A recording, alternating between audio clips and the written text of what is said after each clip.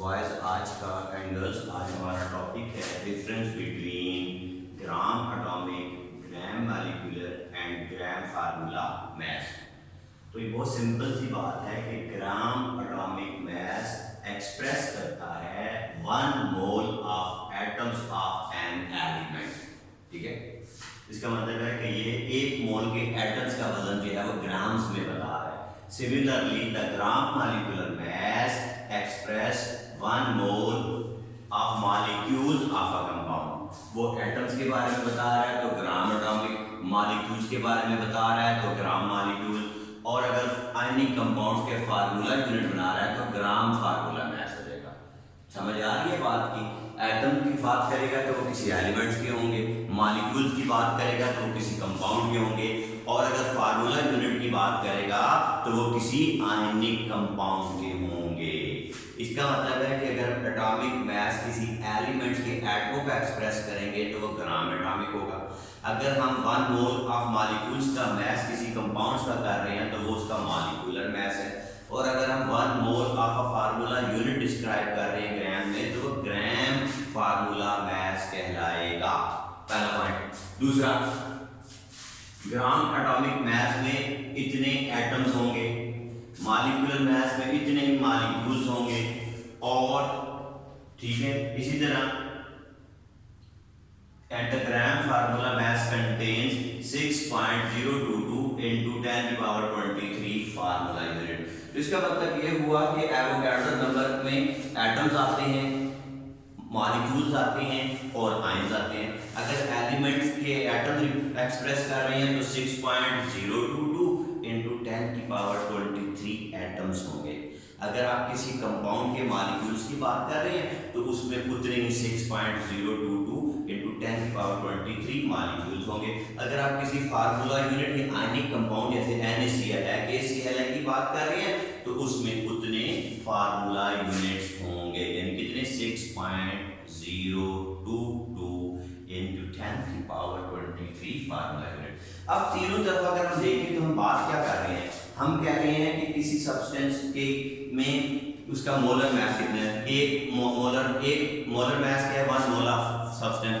उसके 1 मोल सब्सटेंस में कितने एटम्स हैं, कितने मॉलिक्यूल्स हैं, या कितने फार्मूला यूनिट्स हैं? तो इसका मतलब ये हुआ कि as all these represents the molar mass of a substance which is defined as the atomic mass, the molecular mass और the formula mass expressed in gram is called its molar mass, is called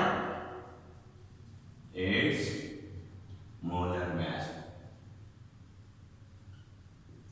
आगे हम इससे related numerical करेंगे। कहते हैं oxygen जो है वो कन्वर्ट होती है ओजोन में।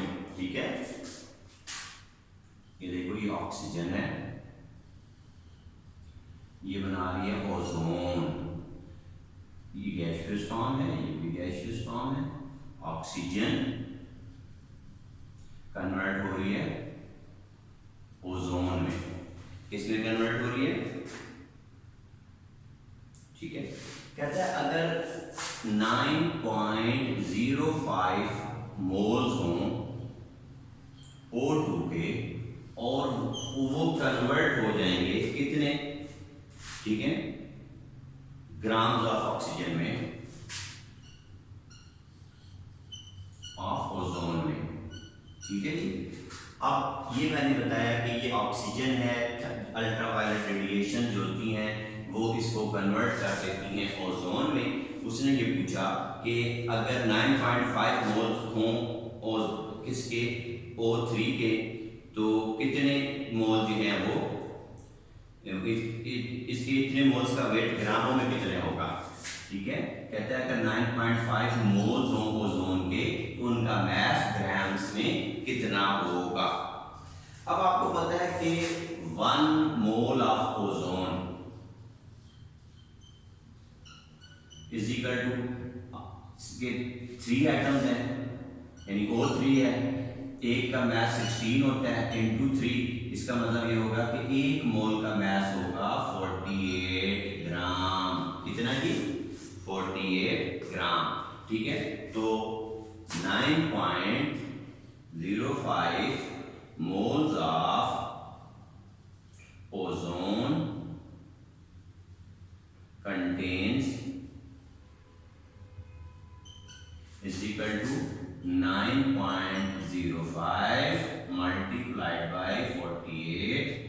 ठीक है जी। तो ये कितने हो जाएंगे जी? 434.4 grams of O3। Unitary method कहता है अगर एक मोल का मैस 48 ग्राम है तो 9 पॉइंट का कितना होगा उससे मल्टीप्लाई कर दें। इसका मतलब ये हुआ कि ऑक्सीजन गैस कन्वर्ट होती है ओजोन में। 9.5 मोल्स ओजोन का मैस ग्राम में कितना होगा। अब हमें पता है कि एक मोल ओजोन O3 कंटेन्स इतने ग्राम, कितने 48। तो 9.05 moles of ozone contains 9.05 multiplied by 48 तो 434.4 grams। ठीक है जी। अच्छा अगला था ये एग्जाम्पल दी। अच्छा आगे कहता है 0.25 मोल्स है, 0.25 moles of CO2 is equal to how many grams CO2। अब आपको पता है कि 1 mole of CO2 is equal to 12 plus 2 into 16 is equal to ये हो जाएगा जी 12 plus 32 is equal to 44 ग्राम। 1 मोल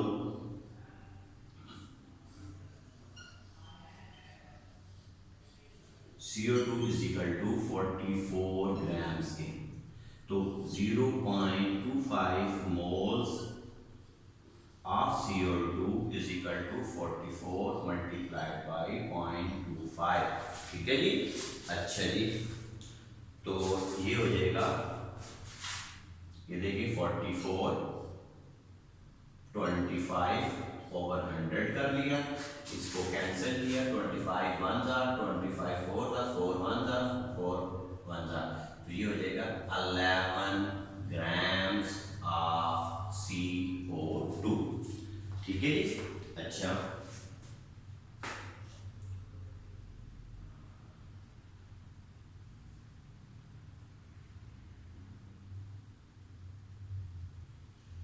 आगे आगे की सेल्फ असेसमेंट है आपकी। ठीक है ये नोट करें, इसके बाद सेल्फ असेसमेंट करते हैं हम।